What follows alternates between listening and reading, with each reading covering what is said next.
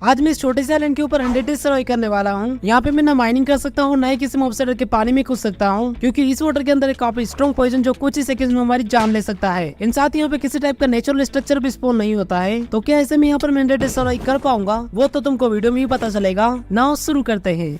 Spawn होते से मेरे सामने था एक पिक, जिसका नाम देख के मेरा तो दिमाग ही हिल जाता है। भाई कुछ अच्छा ही नाम रख देते यार। उसके बाद जल्दी से मैंने अपने आइलैंड को क्लीन किया। इस आइलैंड के आसपास कुछ और द्वीप थे जहाँ तक अपने को पहुंचना होगा। जैसे मैं वाटर को टच करता हूँ, यहाँ पर मेरे को एक जोरदार झटका लगता है। अब तो भाई गलती से भी पाँव नहीं रखना है। नाउ भी मुझे सबसे पास वाला आइलैंड पे टारगेट लगाना होगा, जिससे कि अपन कम से कम ब्लॉक में वहाँ तक पहुंच सके। इन पूरे ओशन के अंदर मैं माइनिंग कर ही नहीं सकता हूँ, बिकॉज यहाँ पे चारों तरफ बेडरॉक फैला हुआ है। बट मेरे आइलैंड के नीचे बहुत सारे ब्लॉक थे जिनका मैं यूज कर सकता हूँ। उसके बाद मैंने अपने बम्बू को कट करके वापस से रिप्लांट कर दिया। ये आगे जाके अपने बहुत ज्यादा काम आने वाले हैं। देन तुम्हारा भाई निकल गया सीधे माइनिंग के लिए। गलती से मैंने अगर रॉन्ग ब्लॉक तोड़ दिया ना, तो मेरी वाट लग जाएगी। जैसे मैं माइनिंग करते करते नीचे जाता हूँ, यहाँ से मुझे डायमंड का ब्लॉक मिल जाता है। बट अभी तो मैं इसको भी नहीं उठा सकता हूँ। एंड पास में मुझे क्राफ्टिंग टेबल मिल जाती है, जिसके बिना कुछ भी कर पाना माइनक्राफ्ट में लगभग इम्पॉसिबल है। अब यहाँ पे जितने भी आइलैंड थे ना आसपास, उन सब में सबसे ज्यादा पास वाला आइलैंड यही था। बट जितने डेट मुझे यहाँ से मिले थे, उतने भी यहाँ तक भी पहुंच पाना लगभग इम्पॉसिबल था। उसके बाद मैंने इसी डेट का यूज करते हुए अपने आइलैंड को थोड़ा एक्सपांड किया। देन यहाँ से मिले बम्बूस को वापस से रिप्लांट कर दिया, बिकॉज ये ग्रो होंगे तभी अपन आगे कुछ प्रोग्रेस कर पाएंगे। एंड मुझे बहुत सारे बम्बूस चाहिए होंगे, थोड़े बहुत से कुछ नहीं होने वाला है। इंडिया आइलैंड मुझे वाटर के अंदर दिखता है, जिसके ऊपर पहले मेरी नजर नहीं पड़ी थी। बट ये वाला भी मेरे से काफी ज्यादा दूर था।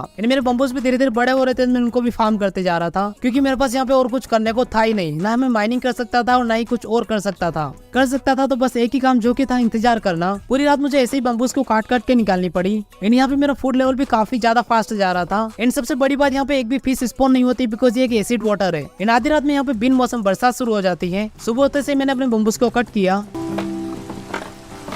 उसके बाद जल्दी से मैंने कुछ बेम्बू के ब्लॉक बनाए। इन उनका यूज करते हुए एक खोई बनाई। एक छोटा सा फार्म बना के वहाँ पर अपने सीट को प्लांट कर दिया। यहाँ से मुझे जितने भी बेम्बू मिल रहे थे, उन सभी को मैं प्लांट भी करते जा रहा था। बेचारा मेरा पिग भी सोच रहा होगा कि भाई कुछ तो खिला दे मुझे, बट स्टिल अभी भी मेरे पास वेट करने के अलावा और कोई ऑप्शन नहीं था। सेकंड डे भी मेरा ऐसे ही टाइम पास में निकल जाता है। रात के टाइम भी मेरे पास एक अच्छा मौका था फूड को जमा करने का। उसके बाद मैं अपने आइलैंड से थोड़ा दूर चला जाता हूँ, ये सोचकर कि शायद यहाँ पे कुछ मॉब स्पॉन हो जाए। काफी दूर तक जाने के बाद भी यहाँ पे मॉब स्पॉन नहीं हो रहे थे। अब यहाँ पे मेरा मन नहीं मान रहा था, मैंने कुछ और ब्लॉक को प्लेस किया। जैसे मैं आइलैंड पे आता हूँ, तो जहाँ पर मैं खड़ा था वहीं पे मॉब स्पॉन होना शुरू हो जाते हैं। इन गलती से कोई मॉब यहाँ पे आ गया ना, तो अपनी वाट लगने वाली है। इन विच को देखने के बाद मुझे एक शॉट बनानी ही पड़ती है। बट फिर भी मैं यहाँ पर बिना हल चलकर एक ही जगह पे खड़ा खड़ा वेट करता हूँ। जैसे यहाँ पे सुबह होने वाली थी, यहाँ पे बारिश शुरू हो जाती है। हैशटैग फूटी किस्मत। इन मेरे ऊपर अटैक करने के चक्कर में विच पानी में कूद जाती है। थोड़ी देर के लिए मुझे ऐसा लगा जैसे अपन बच गए हैं, बट ये तो मेरे से भी ज्यादा स्मार्ट निकली। रीजनरेशन का पोशन पीते पीते मेरे तक पहुंच जाती है। इन जल्दबाजी में इसको मारने के चक्कर में मेरे को कुछ ज्यादा ही खतरनाक वाला डैमेज दे देती है। एंड इससे बचने के चक्कर में मैं नीचे गिर जाता हूँ। यहाँ पे मैं बचता हूँ सीधे सीधे हाफ हार्ट पर। यहाँ पे मेरी एक छोटी सी गलती पूरी जर्नी को खत्म कर सकती थी। उसके बाद मैं काफी देर तक यहीं पे वेट करता रहा, जब तक कि वो चली ना जाए। एंड फाइनली थोड़ी देर में उसकी आवाज आना बंद हो जाती है। बट यहाँ पे सबसे मेन टास्क था ऊपर जाना, बिकॉज अगर मैंने आसपास के ब्लॉक को उठाया तो पक्का मेरे को खतरनाक डैमेज मिलेगा। यहाँ से स्किप करने के लिए मेरे पास केवल एक डर्ट का ब्लॉक और बेम्बू था।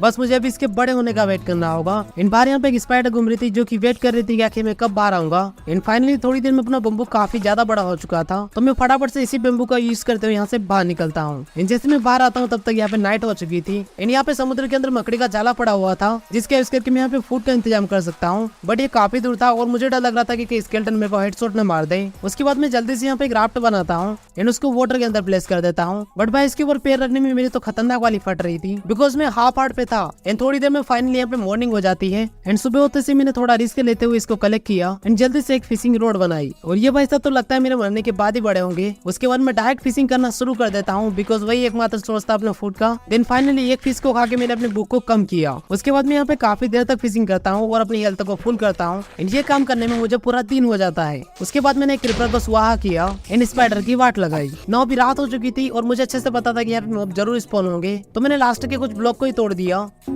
देन फटाफट से अपने बेम्बूस को हार्वेस्ट किया। उसके बाद मैं वापस से पूरी रात फिशिंग करता हूँ, बिकॉज मेरे पास करने को कुछ और था ही नहीं। नाउ भी मेरे पास सफिशिएंट बेम्बूस हो चुके थे, तो मैं सीधा निकल पड़ता हूँ अपने नियरेस्ट आइलैंड की तरफ। जैसे मैं आइलैंड के पास पहुंचने वाला था कि मेरा सारा सामान खत्म हो जाता है, तो मैं वापस से अपने आइलैंड पे पहुंचता हूँ एंड कुछ बम्बूस को फार्म करके कुछ स्लैब्स बनाता हूँ एंड जैसे तैसे करके अपने डेजर्ट आइलैंड पे पहुंचता हूँ। यहाँ से मुझे एक आयरन की पिकेक्स मिल जाती है, जिसकी मुझे बहुत ज्यादा जरूरत थी। यहाँ से मिले सोको इनको मैंने वापस से रिप्लांट कर दिया। देन एक बार फिर से अपने आइलैंड की तरफ निकल पड़ता हूँ। देन वापस से अपने बम्बूस को फार्म किया एंड साथ साथ ही पूरी रात फिशिंग करता हूँ। एंड फिशिंग के दौरान मुझे यहाँ से बहुत सारी चीजें मिल जाती है, लाइक वाटर बोतल एंड लिली पैड वगैरह, बट ये मेरे किसी काम की नहीं थी। अगले दिन होते से मैंने वापस से बम्बूस को फार्म किया। ये अब से अपना रेगुलर रूटीन होने वाला है। नाउ फाइनली अपना सीड ग्रो हो चुका था, तो मैंने उसको फटाफट से फार्म करके प्लांट कर दिया। उसके बाद यहाँ पर मैं एक और छोटा सा एरिया बनाता हूँ जहाँ पर अपन रहने वाले हैं। इस आइलैंड के ऊपर मैं बम्बूस को फार्म करने वाला हूँ, बट मेरे पास रिसोर्स कम होने की वजह से मैं सर्कल को भी कंप्लीट नहीं कर पाता हूँ, तो मैं वापस से बम्बूस को फार्म करता हूँ। नाउ अभी रात हो चुकी थी और अपना सर्कल अभी भी कंप्लीट नहीं हुआ था। एंड साथ ही अपने बम्बूस भी काफी ज्यादा छोटे थे, इसलिए मैं पूरी रात वापस से फिशिंग करता हूँ। एंड सुबह होते से अपने बम्बूस वापस से बड़े हो चुके थे, तो मैं उनको वापस से फार्म करता हूँ एंड अपने बचे हुए काम को कंप्लीट करता हूँ। बट यहाँ पे वापस से ब्लॉक्स कम पड़ जाते हैं। एंड भाई सच में यार अभी तो मुझे खुद भी हंसी आने लग गई थी। उसके बाद मैं वापस अपनी फार्मिंग को कंटिन्यू रखता हूँ। एंड इस बार फिशिंग के दौरान मुझे यहाँ से एक इंचेंटेड फिशिंग रोड मिल जाती है, जिसके ऊपर लिटरली मेंटिंग लगी हुई थी। देन सुबह होते से फाइनली मैंने अपने काम को कंप्लीट किया। देन डायमंड को माइन करके अपने अचीवमेंट्स को कंप्लीट किया। एक बार फिर से नाइट हो जाती है और मैं लग जाता हूँ अपने रेगुलर काम पर। एंड गाइस देखो, बार बार बम्बूस काटने वाला काम मैं तुमको नहीं बता सकता हूँ, तो प्लीज यार उसको इग्नोर करना, क्योंकि यार तुम खुद ही बोर हो जाओगे बार बार देखने के बाद। नाउ भी टाइम आ चुका था अपनी नेक्स्ट लोकेशन पे जाने का। एंड जैसे तैसे करके फाइनली मैं यहाँ पर पहुंच जाता हूँ। यहाँ पे आने के बाद मुझे एक और आइलैंड का क्लू मिल जाता है, जो कि मेरे आइलैंड से नहीं दिख रहा था। बट वाटर के अंदर इतना नीचे जाने के लिए मुझे बहुत सारे ब्लॉक चाहिए होंगे, इसलिए मैं वापस से अपने आइलैंड पे पहुंचता हूँ। देन अपनी क्रॉप्स और बम्बूस को फार्म करता हूँ। एंड गाइस अभी भी मेरे आइलैंड के नीचे बहुत सारे डर्ट थे जिसका अपन यूज कर सकते हैं, बट उसके लिए मेरे को थोड़ा सा दिमाग लगाना होगा। देन उसके बाद मैं सीधा निकल पड़ता हूँ यहाँ पे डर्ट को माइन करने के लिए। काफी देर तक मेहनत करने के बाद फाइनली मेरे पास बहुत सारी डर्ट हो चुकी थी। देन उसके बाद वापस अपने बम्बूस को फार्म किया एंड साथ ही अपने सीड्स को भी प्लांट किया। देन वापस से अपने न्यू आइलैंड के पास पहुंचता हूँ। अब देखो, ब्लॉक को ऊपर लाने के लिए मुझे यहाँ पर अंदर डुबकी लगानी पड़ेगी, बट ये काम मुझे बहुत जल्दी करना पड़ेगा, नहीं तो मेरी वाट लग जाएगी। उसके बाद मैं बजरंगबली का नाम लेके सीधे अंदर जंप लगा देता हूँ। देन फाइनली मैं अपने ब्लॉक्स को प्लेस करते हुए ऊपर तक ले आया। यहाँ से मुझे कुछ कोबलस्टोन, ग्रेवल एंड साथ में एक डायमंड का ब्लॉक मिल जाता है। मैंने लिटरली इमेजिन भी नहीं किया था कि मुझे डायमंड का ब्लॉक मिलेगा। आइलैंड पे आते से मैंने एक चेस्ट बनाया जिसके अंदर मैंने अपना सारा फालतू का सामान डाल दिया। वैसे फालतू का सामान ही था, सबसे ज्यादा इंपॉर्टेंट सामान था। देन साथ ही एक फर्नेस भी बनाया जिसके अंदर अपना फूड पकने वाला है। फाइनली अभी यहाँ पे मैं पकी हुई फिश खा पाऊंगा। उसके बाद यहाँ पे मैं एक छोटा सा फार्म बनाता हूँ जिसके ऊपर अपन फार्मिंग करने वाले हैं। एंड मेरे पास जो सीड रखे हुए थे उनको वहाँ पर प्लांट कर देता हूँ। उसके बाद मैं अपने आइलैंड को थोड़ा और एक्सपांड करता हूँ जिससे कि मैं ज्यादा बम्बूस को फार्म कर पाऊँ। अभी अपना आइलैंड थोड़ा बड़ा लगने लग गया था एंड एक्चुअल में मुझे लग रहा था कि अब ज्यादा रिसोर्स जमा होने वाला है। एंड कुछ ही टाइम में यहाँ पे वॉन्डरिंग ट्रेडर आ जाता है जो कि जंगल सैंपलिंग को लेके आया था, बट अभी मैं इसको भी नहीं ले सकता था। ऑफकोर्स यार इसके लिए मुझे एमरल्ड्स चाहिए होंगे, बट यहाँ से मुझे थोड़ा लेदर जरूर मिल जाता है। उसके बाद मैं अपने डेजर्ट आइलैंड से सारे सुगरजन को उठा के ले आता हूँ। देन उनको अपने आइलैंड पे प्लांट कर दिया। सुबह होते से वापस से बम्बूस को फार्म किया। देन एक बार फिर से निकल पड़ता हूँ मैं एक और नई लोकेशन की तलाश में। एंड इस आइलैंड तक पहुँचते पहुँचते मुझे पूरा दिन हो जाता है। उसके बाद मैं जल्दी से एक डायमंड की पिकेक्स बनाता हूँ। देन सुबह होते से मैंने फटाफट से ऑब्सिडियन को माइन करना शुरू कर दिया। नाउ यहाँ से मुझे सफिशिएंट ऑब्सिडियन मिल जाता है जिनको लेके मैं वापस अपने आइलैंड पे आ जाता हूँ। आइलैंड पे आते से मैंने थोड़ा और एरिया फ्लेट किया। देन यहाँ पे एक नेदर पोर्टल बनाया। बट वेट गाइस, इसको एक्टिवेट करने के लिए मुझे जरूरत पड़ने वाली फ्लिंट एंड स्टील की। फ्लिंट तो मेरे पास बहुत सारा रखा हुआ था, बट मुझे साथ में एक आयरन भी चाहिए होगा। इन आयरन मिलने का एकमात्र सोर्स है मॉब्स। तुम बिल्कुल सही सोच रहे हो। अभी अपन यहाँ पे बनाने वाले एक मॉब फार्म। इन अचानक से यहाँ पे बहुत सारे स्किड स्पॉन होने लग जाते हैं, पता नहीं कैसे। एंड साथ ही कुछ स्लाइम्स भी स्पॉन हो रहे थे। दिन सुबह होते से फाइनली मैंने अपने मॉब फार्म के ऊपर काम करना शुरू कर दिया। लगातार 3 दिन तक काम करने के बाद फाइनली मेरा मॉब फार्म बनके तैयार हो चुका था। लिटरली गाइस यार ये कुछ ज्यादा ही फास्ट काम कर रहा था, इतना तो मैंने खुद भी इमेजिन नहीं किया था। उसके बाद हमने विड्स को फार्म किया एंड साथ ही मेरे पास सफिशिएंट स्ट्रिंग हो चुकी थी जिसका यूज करके मैंने एक बेड बनाया। फाइनली अभी अपन रात में सो पाएंगे। उसके बाद मैंने वापस अपने पारंपरिक काम को कंटिन्यू किया। एंड काम करते करते पता नहीं मेरे को क्या चुन मस्ती है, मैं फालतू की रिस्क लेते रहता हूँ। लिटरली गाइस यार मैं तो सबसे ज्यादा खुश अपने मॉब फार्म से था। पैसा वसूल हो गया यार। काफी देर तक मॉब फार्म के ऊपर काम करने के बाद फाइनली मेरे पास एक आयरन आ चुका था। उसके बाद जल्दी से मैंने एक फ्लिंट एंड स्टील बनाया। नाउ फाइनली अभी टाइम आ चुका था नेदर को जाने का। अभी यहाँ पे मैं बिना आर्मर से जा रहा हूँ, तो आई होप यार मेरे को यहाँ पर पिगलिंग वगैरह ना मिले। यहाँ पे मैं डायरेक्ट स्पॉन होता हूँ लावा के अंदर। उसके बाद मैंने यहाँ पे जल्दी से एक ब्रिज बना के अपने लिए एक रास्ता बनाया। एंड इस दौरान मुझे यहाँ से कुछ गोल्ड नग्ड मिल जाती है, तो मैंने फटाफट से उनसे कुछ इनगट्स बनाई। देन फाइनली अपने लिए एक हेलमेट बनाया। ना उसी के साथ अभी अपना पिगलिंग का डर तो खत्म हो गया। देन मैंने अपनी पिगलिंग से ट्रेड करी, बट यहाँ से मुझे केवल लेदर मिलता है। एंड साथ ही यहाँ से बहुत सारा काला पत्थर जमा किया। देन वापस से अपने घर को लौटाता हूँ। आते से थोड़ी देर में मॉब फार्म के ऊपर काम किया।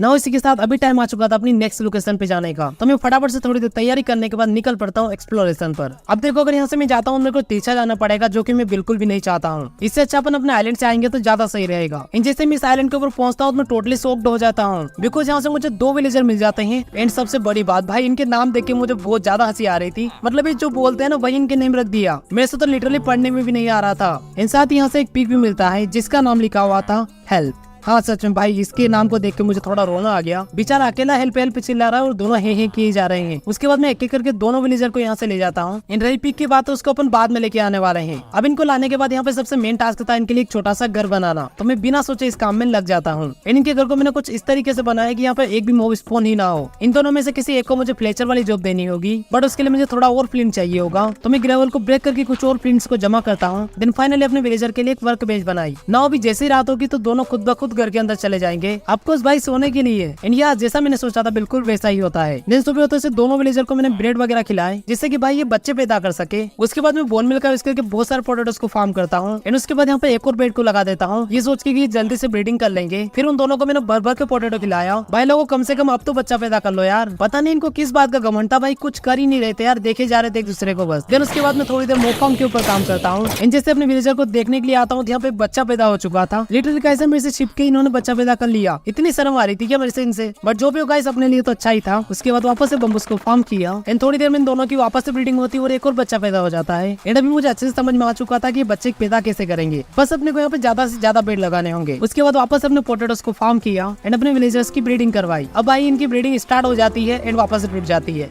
और टूटने के जस्ट बाद वापस से स्टार्ट हो जाती है एंड फिर से टूट जाती है। पता नहीं क्या ही गिले चल रहा था इन दोनों के बीच। उसके बाद यहाँ पे एक और बेड को प्लेस किया एंड अपने विलेजर से एमरल्स को ट्रेड किया एंड दूसरे विलेजर से एक बकेट खरीदी। एंड जैसे मैं फिश को बाहर निकालता हूँ तो पॉइजन के कारण मर जाती है। उसके बाद मैं नेदर से एक लावा बकेट भर के लाता हूँ एंड एक छोटा सा कोबलस्टोन फार्म बनाता हूँ। अब से अपने को यहाँ पे स्टोन की भी कमी नहीं होने वाली है। नाउ फाइनली भी अपने आइलैंड के ऊपर 5 विलेजर हो चुके थे, बस यहाँ पे आयरन गोलम स्पॉन होना शुरू हो जाए तो अपना काम बच जाएगा। एंड फाइनली यहाँ पे एक केट स्पॉन होती है एंड जैसे मैं उसको टेम करने जाता हूँ तो वो खुद ही सुसाइड कर लेती है। उसके बाद मैंने अपनी सेकंड केट को टेम किया एंड जैसे इसको टेम करता हूँ ये भी पानी में कूद के अपनी जान दे देती है। भाई ये क्या चल रहा था मुझे खुद भी समझ में नहीं आ रहा था। अब देखो यहाँ पे काफी देर हो चुकी थी बट यहाँ पे एक भी आयरन गोलम स्पॉन नहीं हुआ था, जबकि मेरे पास 5 विलेजर हो चुके थे। तो मैं इनके रहने वाली जगह को फुल ब्लॉक में कन्वर्ट करता हूँ, क्योंकि मुझे लग रहा था कि इसी कारण से आयरन गोलम स्पॉन नहीं हो रहा है। इनके सच में ये बात सही साबित होती है। उसके बाद कंटिन्यूसली मैंने काफी सारे आयरन गोलम्स की वाट लगाई। देन उसके बाद फाइनली मैंने एक आयरन का आर्मर बनाया। ना इसी के साथ अभी अपन काफी ज्यादा स्ट्रॉन्ग हो चुके थे। आई नो इतना भी ज्यादा नहीं है बट कोई कम भी नहीं है भाई। इसके साथ तो मैं एंडर ड्रैगन को हरा सकता हूँ। ना अभी मुझे एक एन्चेंटमेंट टेबल बनानी थी एंड उसको बनाने का सारा सामान था मेरे पास, केवल एक चीज को छोड़ के, जो की था ऑब्सीडियन। तो मैं सीधा नेदर से लावा बकेट भर के लाता हूँ एंड अपने ऑब्सीडियन का जुगाड़ करता हूँ। एंड इसके लिए मुझे 4 बार नेदर जाके आना पड़ता है। देन फाइनली गाइस मैंने यहाँ पे एक एन्चेंटमेंट टेबल बनाई एंड उसके बाद मुझे पता चलता है कि मुझे यहाँ पे लापिस भी चाहिए होगा, जो कि भाई यहाँ पे ला पाना इम्पॉसिबल था। इन एन्चेंटमेंट लगाने की सेकंड मेथड थी विलेजर से ट्रेड करना, जो कि मैं बिल्कुल भी नहीं करना चाह रहा था। उसके बाद मैं लगातार 4 से 5 दिन तक कोबलस्टोन को माइन करता हूँ, बिकॉज मुझे एक बहुत बड़ा बिल्ड बनाना था। एंड यह वो तुमको जरूर पसंद आएगा, मैं गारंटी से बोल सकता हूँ। इन साथ यहाँ से मैंने बहुत सारे बम्बूस को भी जमा किया। नाउ गाइस मैं सारे डायरेक्शन को एक्सप्लोर कर चुका था, बस एक ही डायरेक्शन बची हुई थी एंड मुझे लग रहा था कि पक्का अपने को इधर भी कुछ ना कुछ मिल सकता है। तो मैं एक बार फिर से निकल पड़ता हूँ एक्सप्लोरेशन पर। इन जैसे मैं थोड़ा आगे जाता हूँ तो यहाँ पे मेरे को एक फ्लोट करता हुआ आइलैंड दिखता है एंड इसको देखने के बाद मुझे अच्छे से समझ में आ चुका था कि ये क्या था। बट भाई ये लिटरली काफी ज्यादा हाइट पे था एंड वहाँ तक पहुँचने में मुझे बहुत ज्यादा टाइम लगने वाला है। एंड जैसे थोड़ा पास में जाता हूँ तो मुझे पता चलता है कि यहाँ पे सल्कर्स भी लगे हुए थे, तो अगर मैं इनके पास में गया तो मेरे को उड़ा उड़ा के मारने वाले हैं, तो मैं इनको पर्टिकुलर डिस्टेंस से ही मार गिराता हूँ। एंड जैसे मैं इसके पास पहुंचता हूँ तो मुझे पता चलता है कि भाई ये तो एक्टिविटी नहीं है यार, अब मुझे वापस से वही पुरानी प्रोसेस करनी पड़ेगी। उसके बाद मैं वापस अपने आइलैंड पे आ जाता हूँ एंड यहाँ पे एक और केट दिखती है जिसको मैंने टेम किया। देन उसके बाद मैं सीधे निकल पड़ता हूँ वार्ड फॉरेस्ट की तलाश में एंड स्पॉन के पास में मुझे वार्ड फॉरेस्ट मिल जाता है, जहाँ पर मैंने एक छोटा सा ट्रैप लगा के बहुत सारे इंटरवल्स जमा करी एंड उसके बाद अपने पिगलिंग से ट्रेड करी, जिससे मुझे कुछ फायर रेजिस्टेंस की पोशन मिल जाती है। देन उसके बाद मैं सीधे पहुंचता हूँ फोर्ट्रेस को, जहाँ से मैंने बहुत सारी ब्लेज रोड जमा करी। देन साथ ही यहाँ से मुझे थोड़ा बहुत कोल भी मिल जाता है। देन उसके बाद मैं सीधे अपने आइलैंड पे आ जाता हूँ। उसके बाद मैंने काफी देर तक ट्राई किया कि वार्ड फॉरेस्ट वाला ट्री ग्रो हो जाए, बट ये तो ग्रो ही नहीं हो रहा था, पता नहीं कैसे ग्रो होता है ये। अगर तुमको पता है तो मुझे कॉमेंट करके जरूर से बताना। उसके बाद मैंने एंड जाने की तैयारी करी, लाइक फूड वगैरह जमा करना एंड जाते जाते अपने बम्बस को भी फार्म किया। देन उसके बाद मैं जल्दी से एंड पोर्टल तक पहुंचता हूँ एंड अपने पोर्टल को एक्टिवेट करता हूँ। Now here we go, welcome to and guys. End में जाते से सबसे पहले मैंने अपना बेसिक काम किया, आपको यार क्रिस्टल्स को फोड़ने वाला। एंड इस दौरान एंडर ड्रैगन ने मेरे को मारने की पूरी कोशिश करी, बट ये हो पाना बिल्कुल भी पॉसिबल नहीं था। उसके बाद लगातार हम दोनों के बीच काफी खतरनाक फाइट चलती है। नाउ एट द एंड तुमको पता ही है क्या होने वाला था।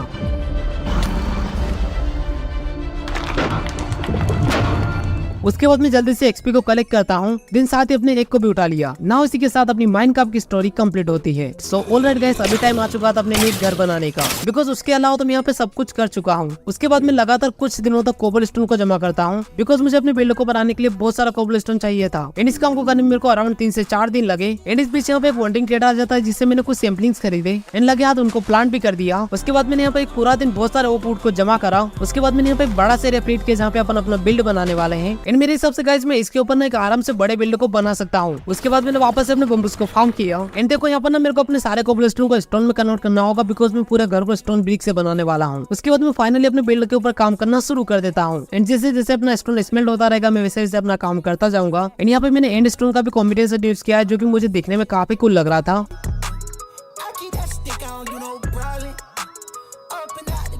ना इसी के साथ गाइस अभी अपना कैसल बनकर तैयार हो चुका है। बाकी तुमको ये कैसा लगा मुझे कमेंट करके जरूर से बताना। मुझे तो सच में यार काफी खतरनाक लग रहा है। मेरे हिसाब से मैंने अभी तक इतना अच्छा बिल्ड नहीं बनाया है। इसके इंटीरियर की बात तो गाइस देखो, अभी तक मैंने इसका इंटीरियर पूरी तरीके से डिजाइन नहीं किया है। मेरे को इसमें और भी ज्यादा टाइम लगने वाला है। बस यहाँ पर एक ही काम बचा है, जो की ग्लास लगाना। एंड उसके लिए मुझे बहुत सारी सेंट चाहिए होगी, जो की मुझे डेजर्ट आइलैंड से इजीली मिल जाएगी। फिर क्या मैं जल्दी से उस आइलैंड पे पहुंच के बहुत सारी सेंट को जमा करता हूँ। उसके बाद मैंने अपनी सारी सेंट को पकने के लिए डाल दिया। एंड यहाँ पे मैंने लावा बकेट को एज अ फ्यूल यूज करा, जिससे कि मेरा काम थोड़ा फास्ट हो सके। एंड गाइस देखो यहाँ पर ना मेरे को ब्लू ग्लास को यूज करना है, तो उसके लिए मेरे को ब्लू डाई भी चाहिए होगी। इसलिए मैं यहाँ पे काफी देर तक बहुत सारे फ्लोर्स को फार्म करता हूँ। यहाँ से मेरे को बस 6 से 7 फ्लोर को कलेक्ट करने में पूरे 2 दिन लग गए। उसके बाद मैंने फटाफट से कुछ ब्लू डाइस बनाई एंड अपने नॉर्मल ग्लास को ब्लू ग्लास में कन्वर्ट किया। देन उनको फटाफट से अपने केसल के अंदर लगा दिया। नाउ इसी के साथ गाइस अभी फाइनली अपना केसल पूरी तरीके से तैयार हो चुका है। एंड भाई सच में यार अभी दिखने में काफी कूल लग रहा है, मतलब पहले से तो बहुत ज्यादा ही अच्छा लग रहा है। बस अभी मुझे इसके आसपास थोड़ा बहुत और काम करना है। एंड वैसे भी मेरे पास 3 से 4 दिन बचे हुए थे। फिर क्या था, मैं फटाफट से लग जाता हूँ अपने काम को करने में। सो ऑलराइट गाइस, इसी के साथ अपने 100 डेज कंप्लीट होते हैं। आई होप तुमको आज का ये वाला एपिसोड अच्छा लगा होगा। एंड गाइस अगर एपिसोड अच्छा लगा तो प्लीज यार वीडियो को लाइक करना मत भूलना। ना इसी के साथ मैं मिलता हूँ तुमसे अगले एपिसोड में, तब तक के लिए गुड बाय।